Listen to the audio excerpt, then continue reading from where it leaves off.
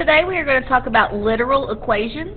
Literal equations is very similar to what we've been doing for solving equations, where we get an answer like x is equal to 5.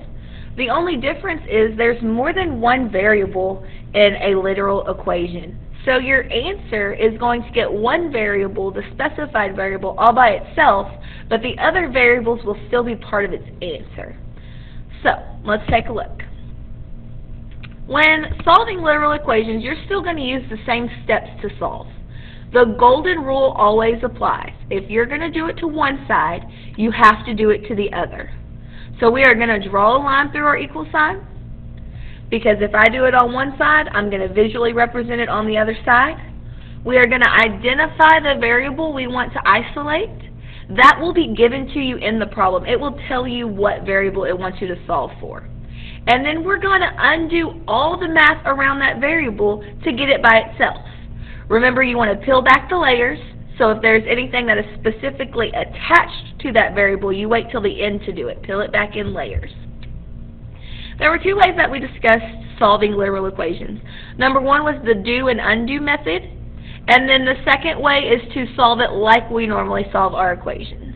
So I'm going to show you a couple of examples of both.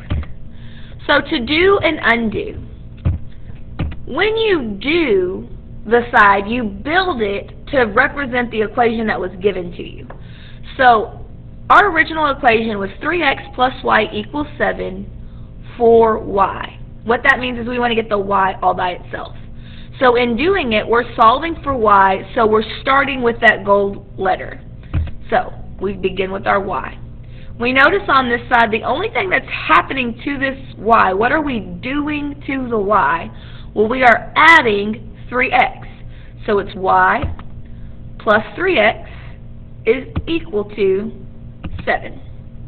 So here on the left-hand column, we have just built the equation starting with our goal, and the goal was listed here where it says 4y. And once you have started with your goal and built the equation around it, you can now undo it. To undo it, you start at the bottom and work up doing opposite math. So think about your inverse operations. If you're adding, the inverse of adding is subtracting. If you're subtracting, the inverse is adding. If you're multiplying, its inverse is dividing. And if you're dividing, its inverse is multiply. So it's undoing each of those steps. So in our undo, we start at the bottom, work up, and undo each step. We're going to ignore the equal sign because we want the equal sign to now equal y. That's our goal. So we start at the bottom with 7, ignore the equal sign, and then you have plus 3x. Well, we want to do the opposite of that, so we're going to do minus 3x equals y. And now that you've written that out, you can build that equation, 7 minus 3x equals y. And there's your final answer. Okay. Now, let's look at it doing it using the steps of solving equations that we normally use. So we're going to draw a line through our equal sign. We want to solve for y, so I'm going to pinpoint that y. That means I want to get rid of everything else on this side. So I need to get rid of a 3x. If I have 3x, I just subtract 3x. If I do it to one side, I've got to do it to the other. 3x minus 3x goes away. We undid that. The y stays is equal to 7 minus 3x. Well, I can't do 7 minus 3x because this is a number and this is a variable. So I just write 7 minus 3x. And we have the same problem that we had on the screen before. Also want to let you know that this could be written as y equals negative 3x plus 7 because there's that invisible plus sign since that's a positive 7. It could be written in either order. Okay? Looking at another one, we're going to do and undo 2y plus 8 equals 1. We want to get this y by itself, so we're starting with the y. And we're just going to build that equation. The first thing that happened to this y is we times it by 2. So times 2. Then we added 8x to equal 1. So all we do in the do column is create this equation starting with our goal. Since our goal was y, we started with the y. It was y times 2 plus 8x equals 1. So we wrote that out here. To undo it, we start at the bottom, 1, and then we do the opposite. Instead of adding 8x, we're going to subtract 8x. Instead of times 2, we're going to divide by 2. And then that gets us to our y. So when I write that out, I'm going to say 1 minus 8x.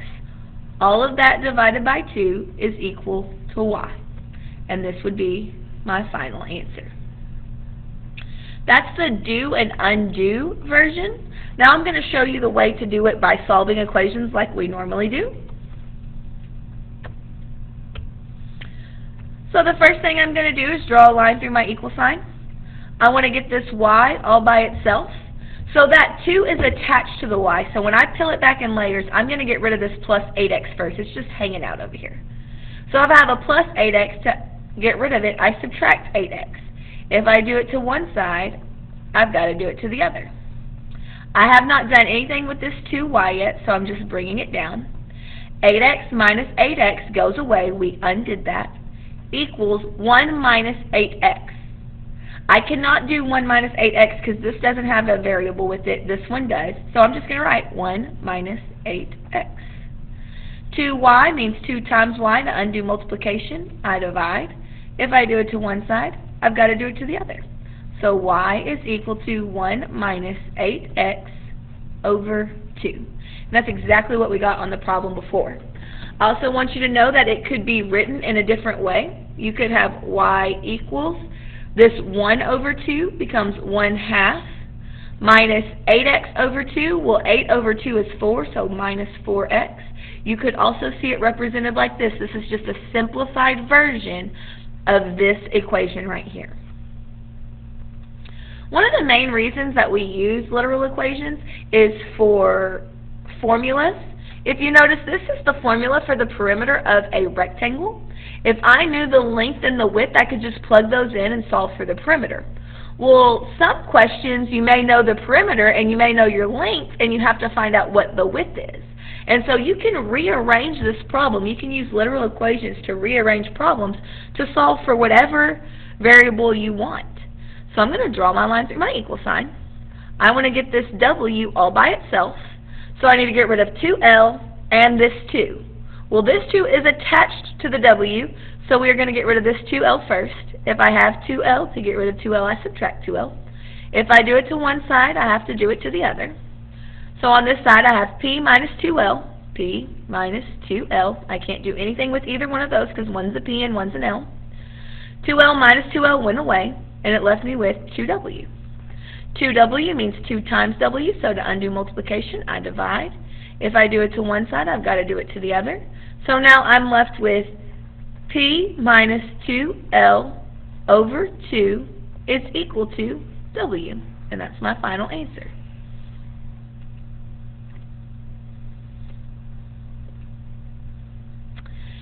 ax plus by equals c. This is very similar to all the other problems that we've done, except for this one has no numbers in it whatsoever. But it doesn't matter. The process is still the same. This is like a times x plus b times y equals c. The problem says for y, so that means we want to get this y all by itself. So I draw a line through my equal sign. I got to get rid of ax and the b. But since that b is attached to the y, I'm going to get rid of the ax first. So if I have ax, to get rid of ax, I subtract ax. If I do it to one side, I do it to the other. So by is equal to c minus ax. by means b times y, so to undo that, I divide. If I do it to one side, I do it to the other. So my final answer is y is equal to c minus ax all over b. And that's my final answer. Okay. Just a couple things to keep in mind. When I'm completely moving something from one side to the other, if I have it and I want to get rid of it, if I want to take this ax away, to take away, we subtract. If you want to split something up, you want to divide this b and this y apart, That's when you divide. So if you're just moving the entire thing, you can subtract it over. If you're splitting it, remember split is just another fancy word for divide, then you divide to split two variables up. All right? Thank you.